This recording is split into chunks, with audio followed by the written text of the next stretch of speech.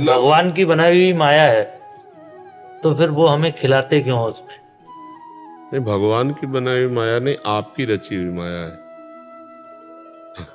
नहीं, आप आपकी रची हुई। हमें ये बताइए, आप देख करके, सुन करके, सूंघ करके, बोल करके, चख करके आप फंसते हैं या भगवान फंसाते हैं?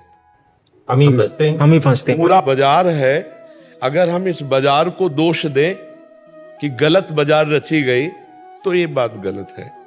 बाजार में हम पसंद क्या करते हैं, आप हमें बताना।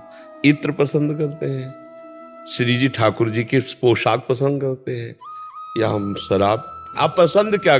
और ठाकुर जी बिहारी जी का चरणामृत, राधा वल्लभ जी का चरणामृत, राधा रमण जी का चरणामृत, उनका दर्शन, सेवा कुंज, निधिवन, आप देखो क्या क्या नहीं है। अच्छा, सब होना चाहिए कि नहीं होना चाहिए, हमें बताओ।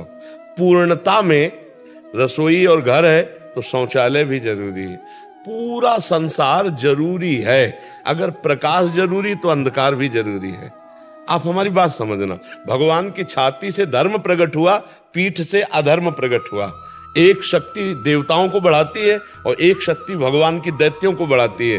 धूप भी अच्छी है, छाया भी अच्छी है, गर्मी भी अच्छी है, सर्दी भी अच्छी है। आपको पसंद क्या है?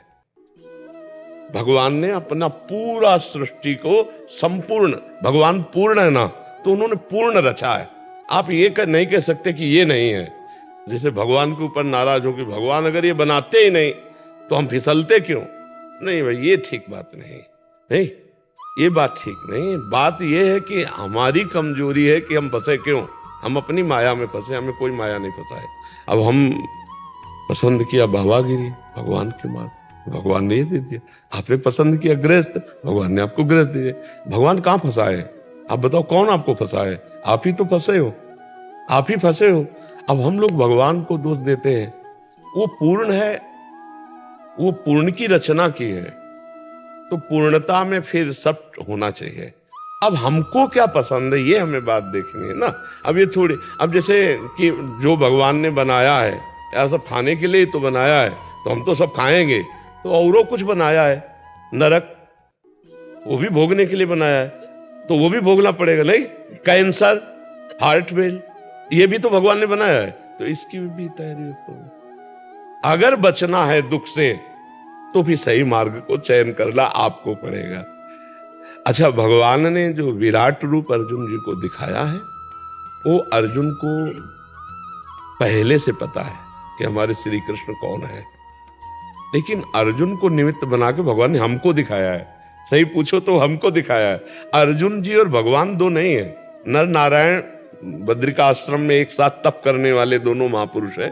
तो हमें लगता है कि गीता जी, अर्जुन के अंदर मोह पैदा होना और भगवान का गीता जी प्रदान करना, ये हम सबके लिए है। अर्जुन तो भगवत स्वरूप ही है। वो प्रश्न करते जा रहे हैं हमारे लिए, ज्ञान मार्ग का, भक्ति मार्ग का, कर्म योग का, सांख्य योग का, जो जैसा अधिकारी हो सबका उत्तर गीता जी में है। तो अर्जुन जी को तो वास्तविक पूछो तो कोई अज्ञान नहीं था। तो भगवान ने जब कहा, गौर से देखना गीता जी में, भगवान से जब अर्जुन जी ने कहा कि दोनों सेनाओं के मध्य में हमारे रथ को हे केशव खड़ा करो, तो खड़ा करके कहा, देखो अर्जुन, वो ही कहने में ही घुस गई भगवान की माया।